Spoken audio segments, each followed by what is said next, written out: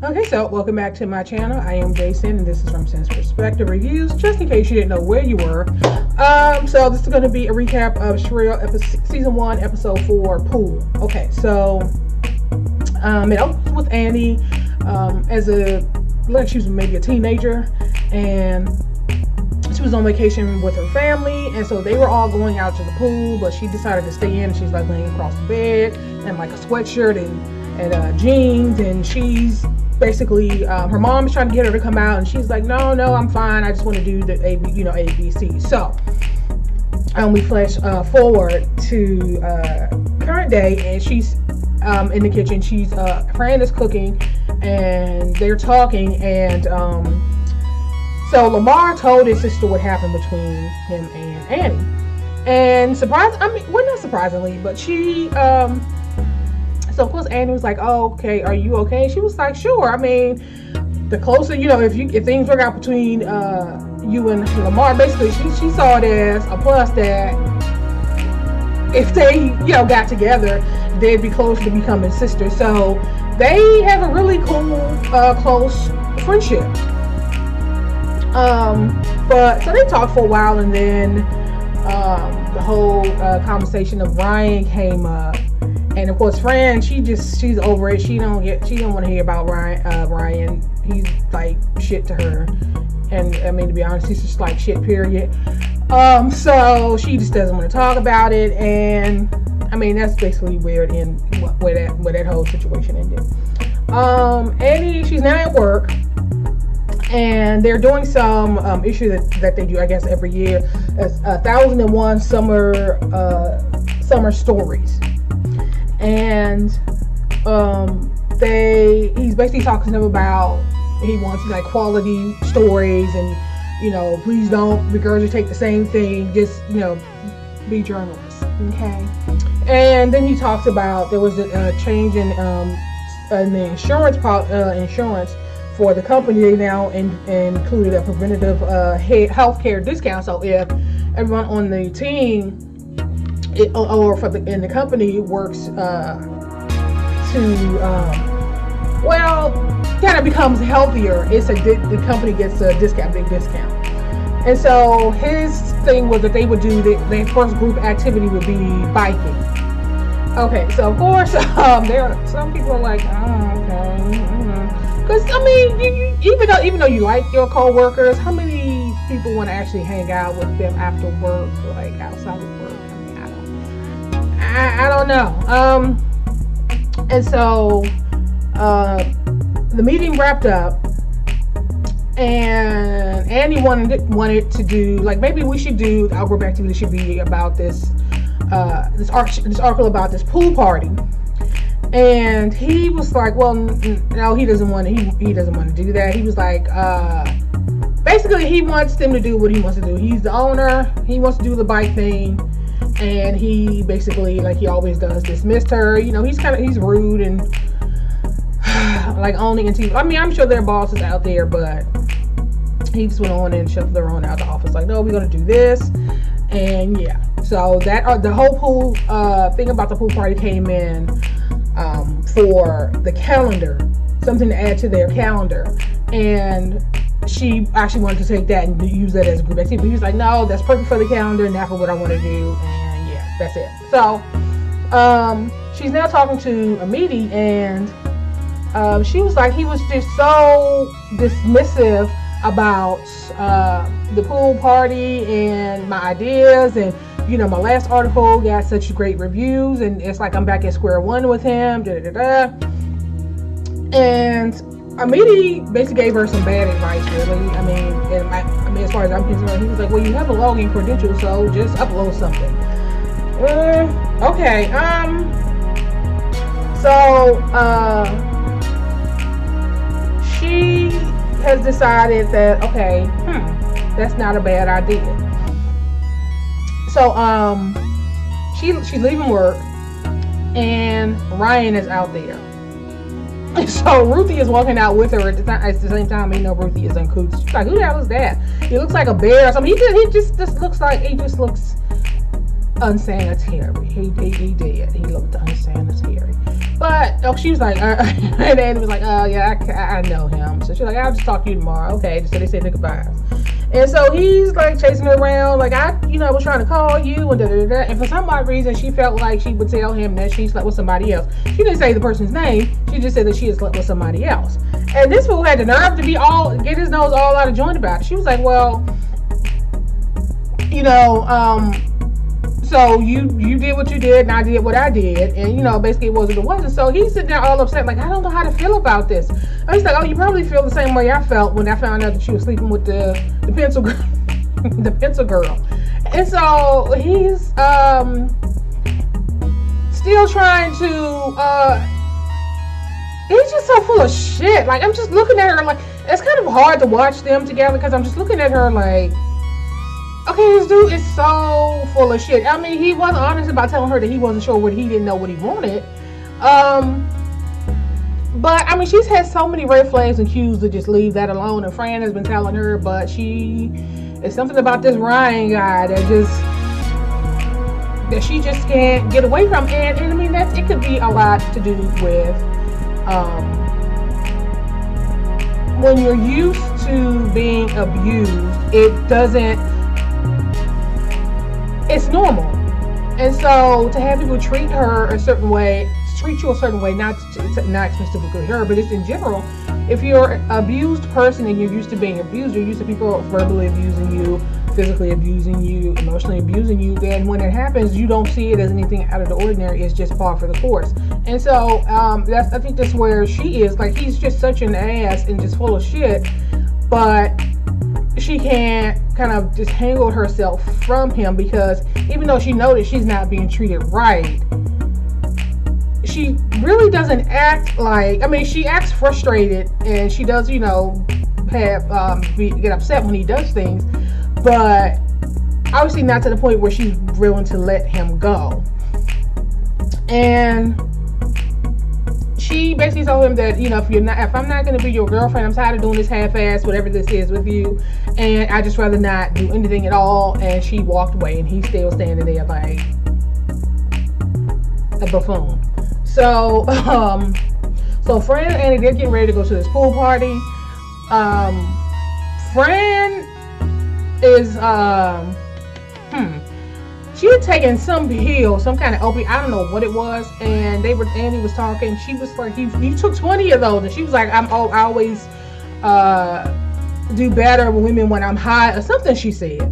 So I wonder if we're going to get into the backstory of Fran and that whole comment and where that comes from. But I mean, and it seems like in all other areas of her life, she seems very confident. And so the fact that she feels like she needs these pills, mushrooms, whatever they were, and it wasn't like she was falling down or she was just out of sorts. I mean, she had taken them and she was very much in control. But it was just the fact that made that comment that kind of like, okay, Okay, so they're going their way to this party. They show up to this party, and it's plus size women. As far as the eye can see, they're all in their bathing suits, and some are wearing one piece, some are wearing two piece. I mean, it's a lot. It was a lot of cute bathing suits there for real, and a lot of beautiful women. And they were just having a good time. And as you can see the photo behind me, you see Fran, she's there in her, her yellow bathing suit, which really looked really good on her. It was really cute. That bathing suit really fit her and complimented her shape. So she sashays in with her bathing suit, and you see Annie sitting there with her blouse and some pants on. And so they can kind of just walk in, and they're just taking it in. And Fran sees the woman. I don't think I ever said the woman's name. She's sitting on the couch. She's kind of lounging, having a drink, and Fran was like, "Oh, she's so beautiful. I have to go and talk to her." And so she drags Annie over there, and they're sitting down, and Annie is like, "Oh, this is a great party, and everybody looks like they're having a good time." And the woman's like, "It's her party. It's something that she does every year." And she said, and it just seemed like it's getting bigger and bigger every year. More and more people come out to support it and to be a part of it. And so eventually, Fran, she's gonna talk to the woman, and they decide they're gonna go and get in the pool. And so Annie's now kind of sitting around observing how everybody else is moving. I mean, everybody there is like carefree. They have their drinks. The music is going. You got people in the pool. I mean, they're really having a good time with people who, I wouldn't say, I mean, they were, even though they were all plus size, I mean, they're all different body types. I mean, they were just having a good time. It wasn't a thing. And so Annie, she's kind of like looking around, and you can see she has a smile on her face, like she's really enjoying the atmosphere and the environment. And so she goes up to the bar to get a drink, and there was a woman there, and she complimented her skirt. And they started talking about how hard it was to find fashionable plus size clothes. Those of us who are plus size know how that feels. She was like, I mean, the shit be just, she didn't say this, but I mean, those of us who've experienced it, that shit just be either boxy, the tops be boxy, or the shit fitting in your leg and out of your waist. If it fits on your waist, it doesn't fit in your thighs and your ass. It's problematic. It's problematic. And so she was like, oh, the lady was like, oh, my friend designed clothes, and she's here. And so she starts talking. She briefly talks to the woman.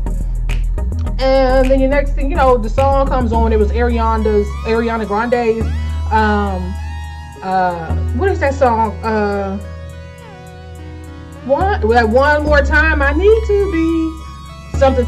Okay, that's all. But it was kind of like remixed, and they had like a little cute beat to it. So they was just all out there, all carefree. And the woman pulled her out on the floor, and she kind of danced a little bit and kind of like sashayed off, kind of sneak off. And the woman saw her standing over at the table, so she pulled her over again.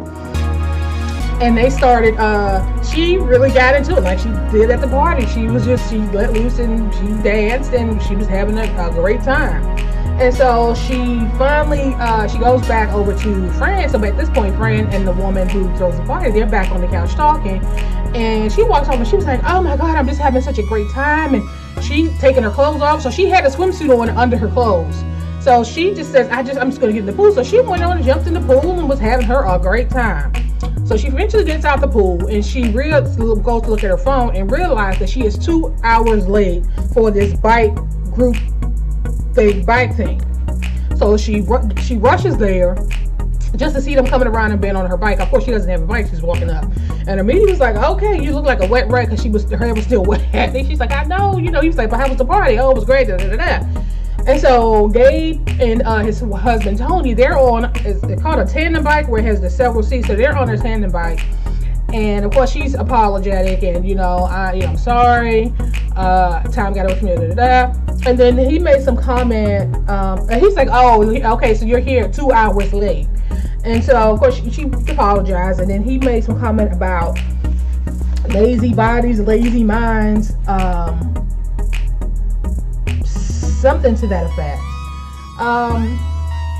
And it was trying to I think it was lazy bodies, lazy minds. And she was like, I'm sorry, was that directed at me?